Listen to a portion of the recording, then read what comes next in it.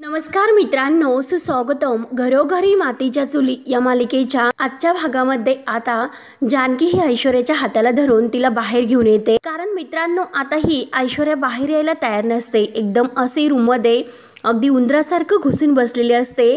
परंतु जानकी हुशार डोक्याची जानकी मात्र एक प्लॅन करते। सयाजी काका आले असं बोलून तिला बाहेर काढते आणि सर्वांसमोर घेऊन येते आणि म्हणत असते की हे बघ, सुमित्रा आईंची माफी माग, ऋषिकेशची माफी माग।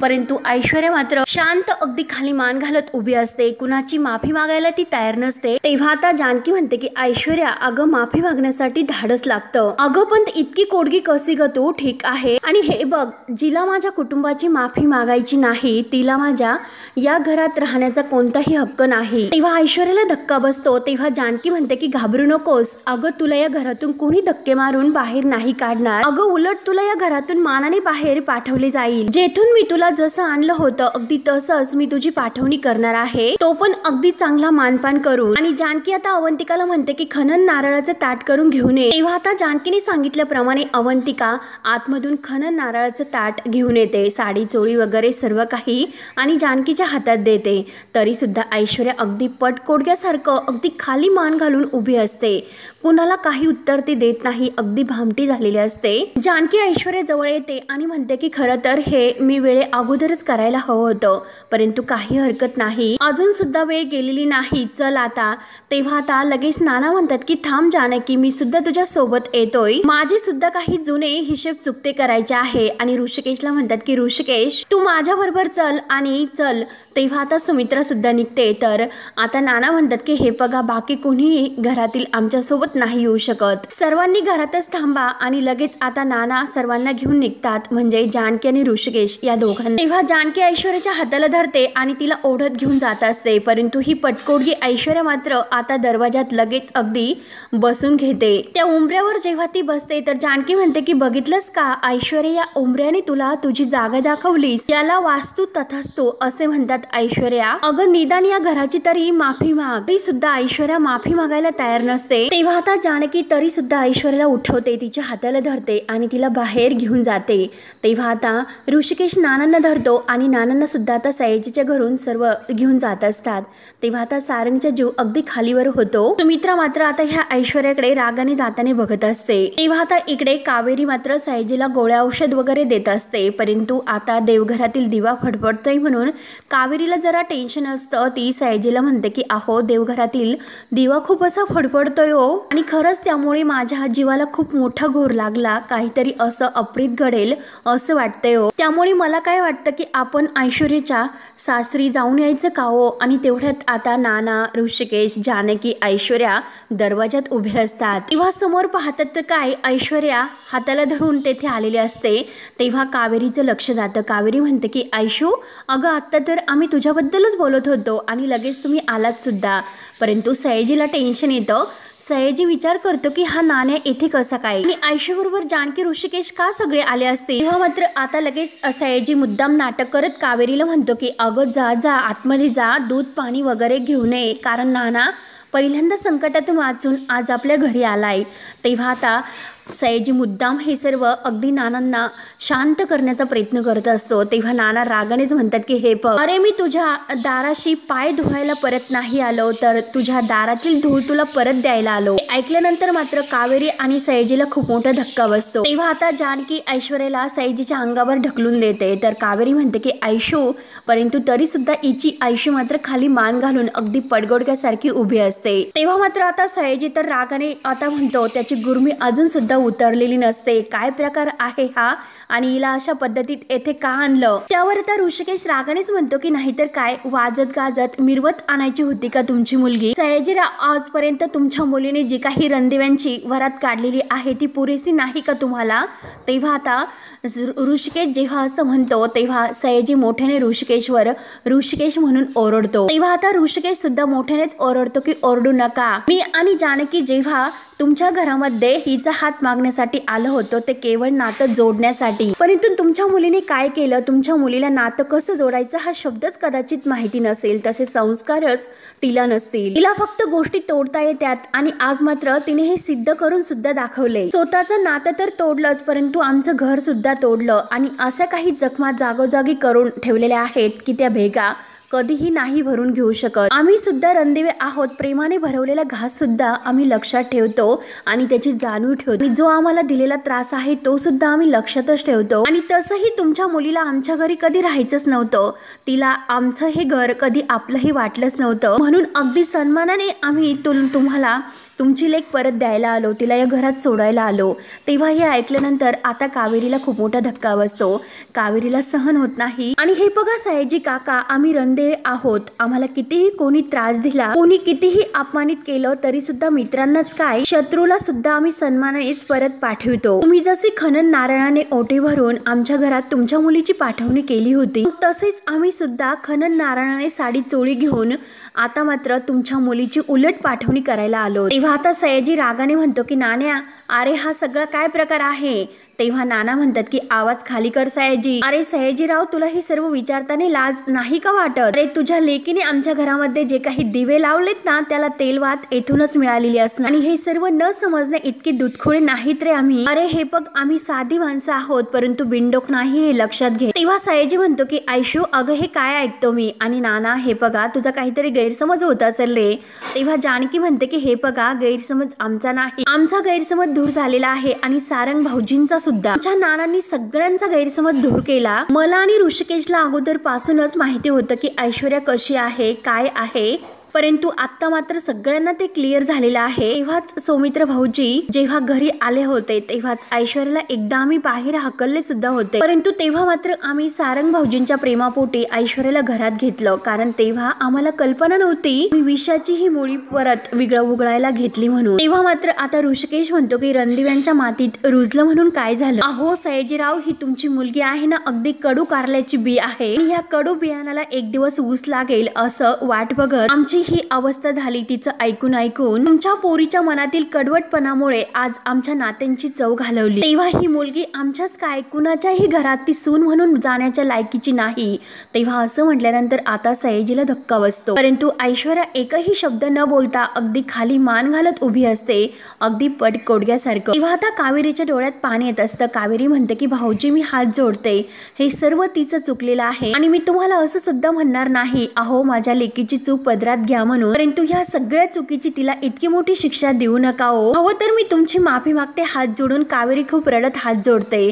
तेव्हा आता कावेरी विषयी सगळ्यांचं मन आता अगदी असं वाईट त्यांना वाटत असतं, परंतु साईजी लगेच आता नाटक करत नाण्यासमोर म्हणतो की नाण्या, अरे मी तुझ्यासमोर हात जोडतो। तेव्हा नाना रागाने म्हणतात की सया, अरे बास कर तुझी ही नाटकं, असं करून काही होणार नाही, आजपर्यंत आम्ही तुझ्या लेकीला सांभाळलं, मग तू बस आता तिचं माहेर पण करत। कावेरी म्हणते की भाऊजी अहो प्लीज समजून घ्या। तर नाना म्हणतात की नाही वहिनी, आज मी कोर्टामध्ये खरं बोललो नाही, कारण तुमची ही मुलगी, जर मी खरं बोललो असतो तर तुमची मुलगी आज येथे नसती, तर ती तुरुंगात असते, आज ती तिच्या पापाची शिक्षा भोगत असते, माझा खून करण्याच्या प्रयत्नावरून आज ती जेलमध्ये असते। तेव्हा सयाजीराव भडकतो। सयाजी म्हणतो की बाद झाले आणि हे बघ नाण्या, अरे पोरीचा बाप आहे म्हणून मी वाटेल तसं बोलून घेणार नाही, माझी मुलगी मला जड झालेली नाही, मी माझ्या घरात तिला ठेवून घेऊ शकतो।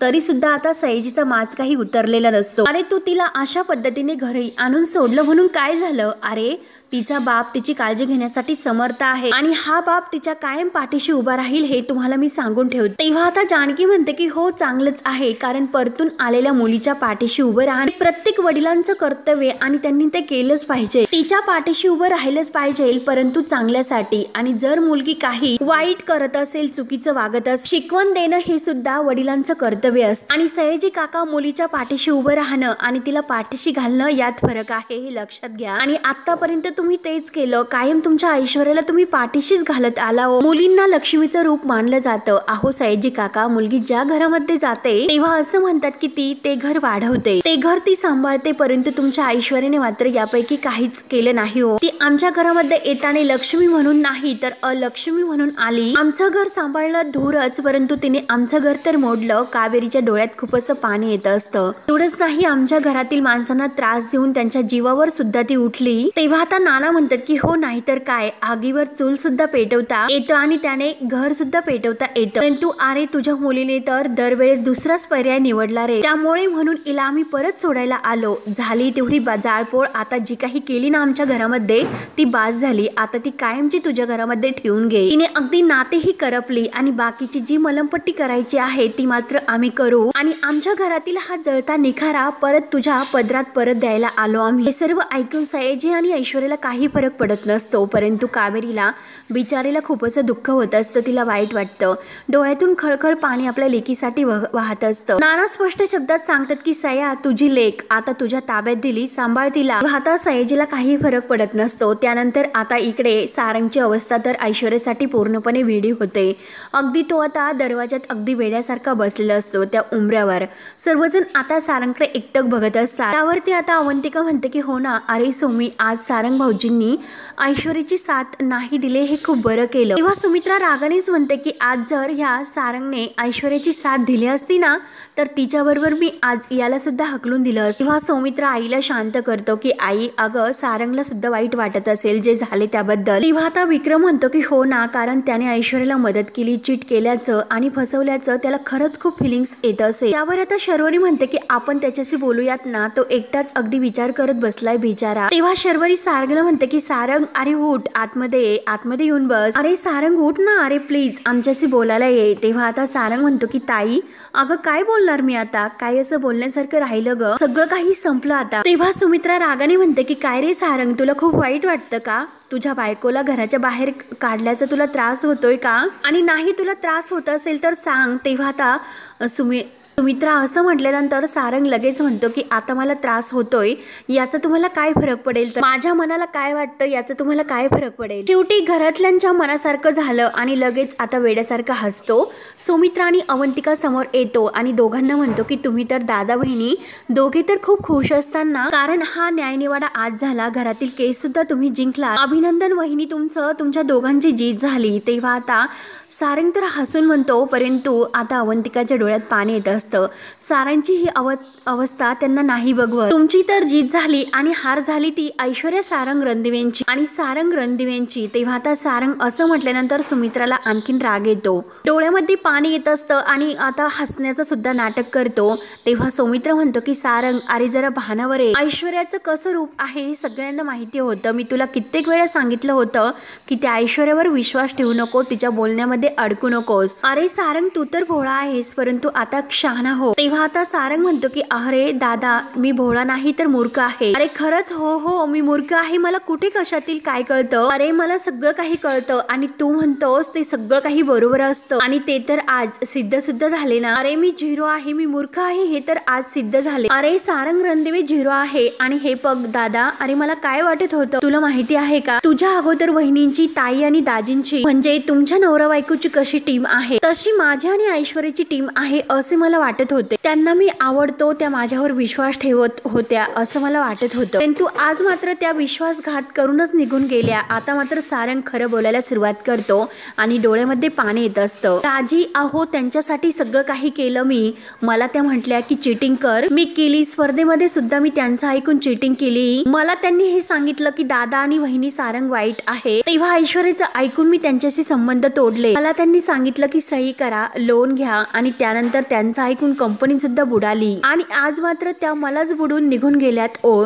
तेव्हा सारंगला याचं खूप वाईट वाटतं. विक्रमला रडत असतो सर्वांसमोर हे सर्व म्हणत असतो. अहो दाजी, माझं नशीब कसं आहे की ऐश्वर्याने जे काही जानकी वहिनीच्या कपाळावर सिक्का लावला होता अगदी त्या खोट्या शिक्क्यासारखा आहे हो. माझं नशीब खोटं आहे, माझी बायको खोटी आहे असं बोलून सारंग आता खूप रडतो. सारंगची ही अवस्था त्यांना नाही बघवत. त्यावर आता सारंगचं हे बोलणं ऐकून विक्रम त्याला म्हणतो की सारंग, अरे तू शांत हो, आम्ही सगळेजण तुझ्या पाठीशी आहोत, तुला समजून घेऊ शकतो। त्यावर आता सारंग म्हणतो की कसं समजून घेऊ शकता, सांगा ना कसे समजावता, कारण आज तुमच्या बायकोने कधी तुम्हाला फसवले का? कधी ऐश्वर्यासारखं त्या तुमच्याशी शर्वरीताई तुमच्याशी असं वागली का?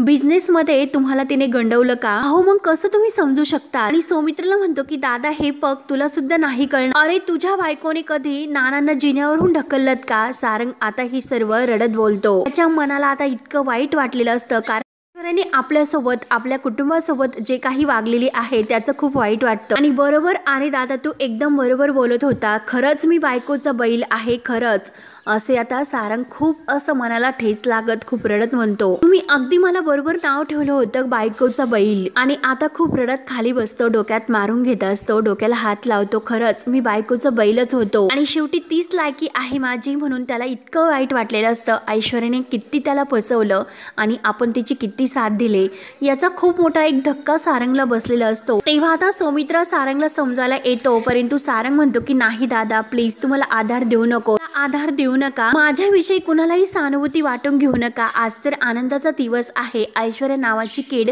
आपल्या घराच्या बाहेर गेली, आपण तो आनंदाचा दिवस साजरा करूयात, असे सारंग आपल्या डोळ्यातील पाणी पुसत म्हणतो। माझी बायको या घरातून गेली आणि शेवटी तिला घराच्या बाहेर काढलंच आणि आता मी त्यात झिरो ठरलोस आणि तुम्ही सगळेजण हिरो ठरला, त्यामुळे चला आपण सेलिब्रेशन तर करूयात, उत्सव साजरा करूयात, चला माझ्याकडे कोणी बघू नका, चला तयारीला लागा। आणि लगेच सुमित्राजवळ धावत येतो की आई अगं तू इथे का उभी आहे, जा ना तू किचन मध्ये काहीतरी गोडाधोडाचं कर ना, आज मी इतकं पोटभर जेवेल आणि झोपेल असं मला वाटतंय। सारंग आता रडत असतो, मनातील ज्या काही भावना आहे तर आता त्याला इतकं दुःख सुद्धा होतं आणि आता थोडासा आनंद सुद्धा होतो की आता तर मला शेतावर जावंसं वाटतं, शेतावर जाऊन दाजी अहो मला माझं जुनं आयुष्य हे अगदी पुन्हा जगावंसं वाटतं। सारंग आता रडत हे सर्व जे काही त्याचं ते दुःख पाहून सर्वांना वाईट वाटत असतो, त्याच्या डोळ्यातील पाणी, मी आणि माझं शेत बरं होत आणि मी आपल्या शेताकडे निघून जातो, रडतच आता तो आतमध्ये जातो, डोळ्यातील पाणी पुसत असतो, वेड्यासारखी बडबड करत आपल्या रूम मध्ये निघून जातो आणि सर्वांना आता ही सारंगची अवस्था बघून अगदी खूप वाईट वाटत असतं। त्यानंतर आता इकडे सयाजी, नाना, ऋषिकेश आणि जानकी यांना म्हणतात की हो असेल माझी मुलगी जळता निखारा, परंतु तो जळता निखारा आयुष्यभर ओंजळीत धरून ठेवण्याची धमक माझ्यामध्ये आहे। ह्या सयाजीराव विखे पाटलात पाहुण्यांनी माझ्याच घरी येऊन मला धमकी देण्याची रीत या घरची नाही, माझी पोरगी तुम्ही परत आणून देतायत ना, द्या, मी तिच्यासाठी लाख पोरं उभं करेन। आणि काय रे नाण्या, तुझा पोरगा काही राजा वाटला की काही तुला, दादा आणि वहिनीच्या तालावर नाचायला शेंदाड शिपाड आहे तो, अरे माझ्या पोरीचं लग्न तुम्ही ठरवलं होतं की त्या उंचनीसी वकिलाशी लावून कुणाशी दिलं तुम्ही, त्या बुट्ट्या वांगेशी, अरे त्या त्याला जरी तुम्ही अगदी हिल लावली तरी सुद्धा माझी ऐश्वर्या त्याच्यापेक्षा उंचच दिसेल। तेव्हा आता ऋषिकेश रागाने म्हणतो की अरे जेथे उंची गाठायची होती तेथे तुम्हाला उंची नाही गाठता आली, तर आता ही बाकी उंची काय कामाची, आणि काय हो नाव कुणाला ठेवतात तुम्ही, आमचा सारंग आहे तो मनाने राजा माणूस आहे, कायम तुम्हाला त्याच्यात शेंदड शिपाई दिसला, हा कायम तुमच्या नजरेचा दोष आहे सयाजीराव विखे पाटील, आणि आमचे दोष काढतात, घरात जा आणि जरा आरशामध्ये तोंड बघा आपलं स्वतःच। सयाजीराव अहो दोष जर काढत बसलो तर सगळे काही काळे धंदे तुमचे बाहेर येतील, अहो लग्न करायचं म्हणून सौमित्राला तुम्ही तुमच्या आउट हाऊस मध्ये किडनॅप करून ठेवलं होतं तुम्ही आणि तुमच्या ऐश्वर्याने, ही उंची आहे का तुमच्या मुलीची, अशा अनेक गोष्टी आहेत की त्या खड्ड्यात लिहून ठेवल्या, मुद्दाम आम्ही त्या सर्व गोष्टी कोर्टासमोर नाही आणल्यात, नाहीतर तुम्हाला तोंड दाखवायला सुद्धा जागा राहिली नसते। तेव्हा आता नाना म्हणतात की अरे तसं करून तुमचं नाही, अरे सयाजी आमचं नाव खराब होणार आहे, अरे आपली ही तुटलेली मैत्री जोडण्याचा मी प्रामाणिकपणे प्रयत्न केला होता, अरे पण खरं सांगू का आज मात्र मला लाज वाटते की तुझ्यासारख्या माणसाशी मी मैत्री केली म्हणून, यापुढे तुझं आणि तुझ्या या पोरीचं तोंड सुद्धा बघण्याची मला इच्छा नाही।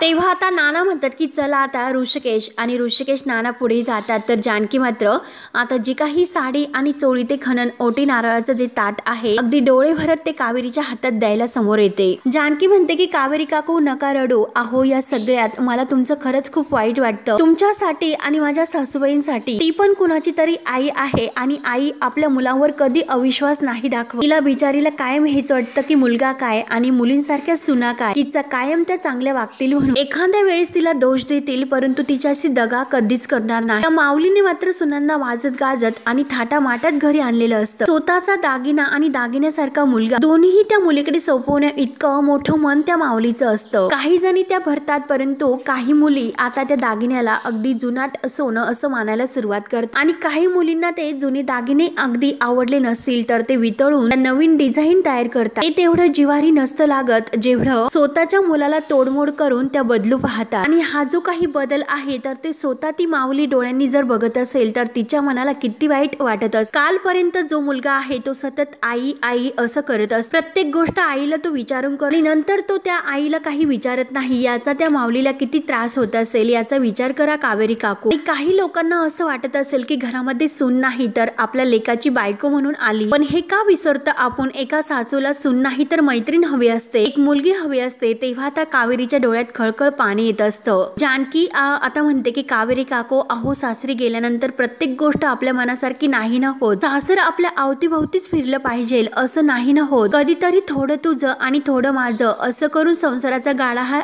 ओढायचा असतो. थोडंसं जुळून घेण्याला आणि थोडीशी माघार घेण्याला अपमान का समजला जातो. एक घर उभं करताना आणि एक संसार फुलवताना एका बाईची पूर्णपणे हयात जाते. आणि जेव्हा तेच घर तिच्या समोर तुटत असताना ती बघत असते तेव्हा तिच्या मनाला काय वाटत असेल. आणि तेव्हा आता ऐश्वर्याकडे बघत जानकी म्हणते की आता तेच त्या दुसऱ्या बाईला अगदी सर्व काही करताना काहीच कसं नसन वाटत. कावेरी काकू अहो लहानपणापासून मी अनाथ आश्रमात राहिले, परंतु जेव्हा माझे आता आई आणि नाना होते त्यांच्यात मी माझे आई आणि वडील बघितले आणि त्या घरात आल्यानंतर माझ्या आई वडिलांनी मला खूप असं प्रेम दिले आणि त्याचबरोबरीने जर मी चुकले तर माझे कान सुद्धा धरले, पण ते कधीच मी जिव्हारी नाही लागून घेतले. कायम मला तो मोठ्यांचा आशीर्वादच वाटला. परंतु अहो तुमच्या ऐश्वर्याच्या बाबतीत असं घडलं की तिने आमच्या घराचा उंबरठा ओलांडताना मात्र दिवसाचं माप ओलांडलं. तिने कायम किल्ला आणि सत्ता यातच तिचा आनंद शोधला. घरातल्यांची मनं जिंकण्यात नाही तर घरातल्यांना त्रास देण्यात, त्यांना हरवण्यात तिने सुख मानलं. त्यामुळे आता हे बाद झालं. आता मात्र हे सगळं येथे संपायला हवं. कीव येते अहो कावेरी काकू तुमच्या मुलीची. आणि आता जानकी ऐश्वर्या समोर येते आणि ऐश्वर्याला म्हणते की अगं तुझी सुद्धा मला आता कीव येते. ही पावसाच्या थेंबात भिजून सुद्धा तू शेवटी कोरडीच राहिली. अगं तुझ्यासारख्या ऐश्वर्या ह्या तर घरोघरी आहे की ज्या त्यांच्या मुलांना त्यांच्या भावंडापासून आई वडिलांपासून तोडतात आणि दूर करतात. ह्या ज्या ऐश्वर्या आहे ना त्या कंस असतात आणि जेथे जेथे कंस तर असतोच तर तेथे तेथे कृष्ण मात्र असतो. आणि जेथे जेथे घर तोडणारी ऐश्वर्या असेल ना तर तेथे त्या घरामध्ये घर जोडणारी जानकी सुद्धा उभी असते. त्यामुळे तू माझ्या घराकडे वाकड्या नजरेने बघण्याची हिंमत सुद्धा करू नकोस. त्यामुळे तू फक्त आता सारंग ऐश्वर्या रणदिवे नाही तर फक्त आणि फक्त ऐश्वर्या आहे. ऐश्वर्या सयाजीराव विखे पाटील. तुझाच हा मूळ स्वभाव आणि तुझंच हे मूळ नाव. आता रणदिव्यांच्या घराचे हे कायम दरवाजे तुझ्यासाठी बंद असतील आणि ते साडी चोळीचं जे ताट आहे ते ऐश्वर्याच्या हातामध्ये ठेवून देते आणि जानकी मात्र तेथून निघून जाते. आणि तेव्हा ऐश्वर्या ती ताट हातामध्ये घेत आता ते ताट तिच्या हातातून पडणार तोच कावेरी ते ताट धरते. तेव्हा आता जानकी तेथून निघून गेलेली असते. तर सयाजीला आता खूप राग येतो. तेव्हा ऐश्वर्या काहीच न बोलता आपल्या रूम मध्ये निघून जाते. त्यानंतर आता इकडे सुमित्रा बिचारी एकटीच बसलेली असते. पूर्ण संध्याकाळ झालेली असते आणि आता शर्वरी आणि विक्रम त्यांची बॅग घेऊन बाहेर येतात. ते आता जायला निघतात आणि सुमित्रा आईंचं पाया पडतात. तेव्हा आता सुमित्रा उठते आणि म्हणते की जावई बापू अहो तुम्ही एवढ्या रात्री बॅग घेऊन कुठे निघाला. तेव्हा आता विक्रम म्हणतो की अहो निघतोय, ऑलरेडी खूप लेट झालं, लवकर घरी पोहोचो. तेव्हा सुमित्रा म्हणते की अहो तुम्ही आज आलात जावई बापू, मग आज नाही जाऊ शकत, थांबा थोडे दिवस. तेव्हा विक्रम म्हणतो की आई अहो त्याचं काय आहे, अहो शर्वरी बऱ्याच दिवसापासून इकडे आहेत आणि मग माझ्याकडे आणि घराकडे लक्ष देण्यासाठी कोण आहे बरं. आता आम्ही निघतो आणि नंतर कधीतरी परत येऊया. शर्वरी म्हणते की हो आई आम्ही येऊ सुद्धा, मुद्दामच मी दादा वहिनी आणि नाना येण्याच्या आत घरी जाते. वहिनीला मी सॉरी म्हणाले परंतु दादाची नजर कशी मिळू हे मला नाही कळत. तेवढ्यात आता ऋषिकेश नानांच्या हाताला धरून जानकी ते येतात. ऋषिकेश आता शर्वरीचं हे बोलणं ऐकून म्हणतो की अगं मग शरू अगोदर सारखी माझ्याशी येऊन बोल. तेव्हा आता त्यांना आलेलं बघून आता शर्वरीला बाकी सर्वांना आनंद होतो. सुमित्रा आता गुलाबला पाणी आणायला सांगते. तेव्हा आता ऋषिकेश म्हणतो की माझ्या बहिणीला माझ्याशी कसं बोलू याची जर भीती वाटत असेल तर एक भाऊ म्हणून ती माझी हार आहे. अगं शरू तुझी चूक होती ती तुझ्या लक्षात आली, त्यातच सगळं काही आलं ग. तेव्हा शर्वरी सॉरी दादा असं म्हणते. तर लगेच ऋषिकेश म्हणतो की आई अगं तू ऐकतेस ना? हो विक्रांतराव, शरकडून कधीही आम्हाला सॉरी ऐकायची कधीही अशी सवय नाही. तेव्हा सारंग बाहेर येतो आणि हे सर्व बघत असतो. तेव्हा आता सर्वजण हसतात तर सारंगला हसू येतं.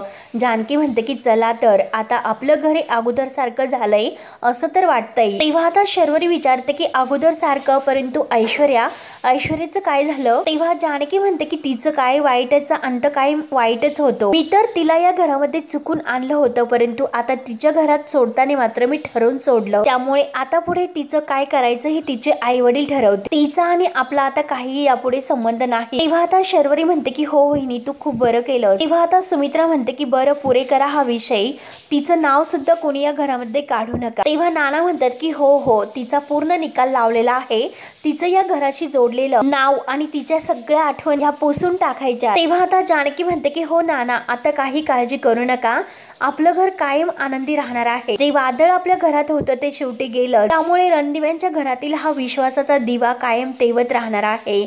सारंगला आता ह्याबद्दल थोडंसं वाईट सुद्धा वाटतं आणि तो सर्व आता हे लांबूनच ऐकत असतो. तेव्हा विक्रम म्हणतो की शर्वरी मॅडम, अहो चला आता निघायचं ना आपल्याला. आणि आता ते नानांच्या पाया पडतात. नाना छान असं त्यांना आशीर्वाद देतात. तेव्हा आता नाना म्हणतात की हे बघा आता मी बरा झालो, परंतु मला वेळ मात्र द्यायचं बरं का. तेव्हा आता शर्वरी म्हणते की आणि बरे झाला असला तरी सुद्धा आराम मात्र करायचं बरं का. तेव्हा आता नाना हसून हो म्हणतात. तेव्हा आता जानकी म्हणते की शर्वरी वंश आणि विक्रम भाऊजी, अहो आम्हाला सुद्धा वेळ द्यायचा बरं, जोडीने पुन्हा या, कारण रामनवमीचा उत्सव आहे, एकत्र या. तर विक्रम म्हणतो की हो. तेव्हा आता विक्रम आणि शर्वरी निघून जातात, परंतु सारंगच्या डोक्यामध्ये दुसराच काहीतरी एक विचार असतो.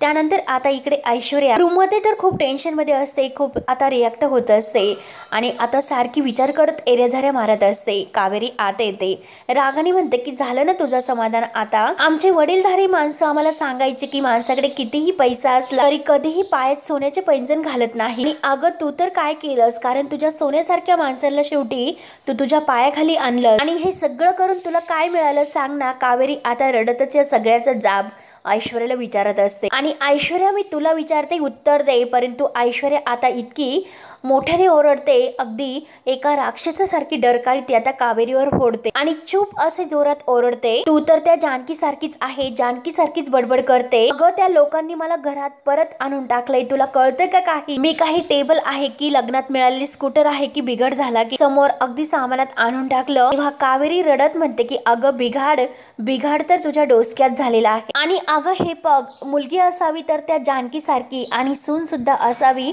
तर जानकी सारखी. जे काही जानकी बोलली ना त्यातील एकही शब्द खोटा नव्हता. अगं कायम तू तुझ्या चुकीच्या वडिलांच्या पाठीशी उभी राहिलीत आणि त्यांनी सुद्धा चुकीचेच धडे तुला गिरवले आणि मी कायम तुला समजवण्याचा प्रयत्न केला, पण कधीही तू माझा एकही शब्द ऐकून घेतला नाही ग. अगं तुझ्या लग्नाच्या वेळेस सुद्धा मी तुला नाना प्रकारे समजावलं, अगं तरी सुद्धा तुला कोणतीच माझी गोष्ट पटलेली नाही. कायम तुला तुझ्या वडिलांचीच गोष्ट पटत आली. अगं आज मग बघते ना या सगळ्यामुळे तुझी काय अवस्था झाली ते, आणि यामुळे कुणाचं नुकसान झालं ग सांग ना. अगं तुझ्या वडिलांचं का तुझं नुकसान झालं? तेव्हा ऐश्वर्या रडत आता उभी राहते आणि आईला म्हणते की अगं तू तर अगोदर सारखंच लेक्चर देते. अगं तुला का कळत नाही की मॉम मी जिंकले होते मी तुला काय सांगू. तेव्हा कावेरी म्हणते की जिंकलीस? अगं तू कशी जिंकणार होती सांग ना ऐश्वर्या. अगं वाईट माणसांचं जिंकणं हे तात्पुरतं असतं, अगं पण माणसांना कधी ना कधी हरावंच लागतं. आता कावेरी रडत आता हे सर्व ऐश्वर्याला म्हणते, परंतु ऐश्वर्या तिला शांत राहायला अगदी तोंडावर बोट ठेवून कुणावते. मी काहीतरी विचार करते, तू आता गप्प बस, मध्ये बोलू नकोस, जरा शांत राहा. तेव्हा कावेरी म्हणते की विचार करते का? कर ना. हो विचार कर. अगं विचार कशाचा करायचा आहे की आता तुझं कसं होणार आहे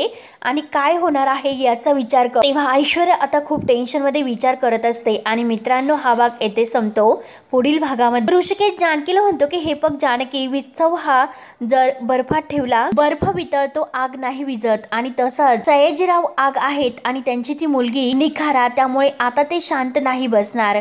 त्यानंतर आता इकडे ऐश्वर्या काडीची पेटी हातात घेते आणि एक काडी ओढते आणि त्या आगीकडे ती बघत असते. जी काही काडी आहे ती मात्र आता जी काही जानकीने तिची ओटी भरलेली असते ती साडी चोळी जे काही तो कुंकवाचा करंडा गजरा नारळ यावर ती काडी आता टाकून देते आणि आता ते पेटलं जातं. आता मी कुणाला सोडणार नाही, त्यांनी खूप मला त्रास दिलेला आहे, मी त्यांना नाही सोडणार. तर इकडे जानकी आता ऋषिकेशला म्हणते त्यांना माझ्या घरात तर येऊन दे, नाही त्यांच्या त्या आगीला आणि निकाऱ्याला कायमचं मी थंड केलं तर नावाची जानकी रणदिवे नाही मी. इकडे मात्र ऐश्वर्याने ते निखारा पेटवलेला असतो। तेव्हा मित्रांनो, पुढे काय काय होतं हे बघण्यासाठी आपल्या चॅनलला नक्की सबस्क्राईब करत राहा। धन्यवाद।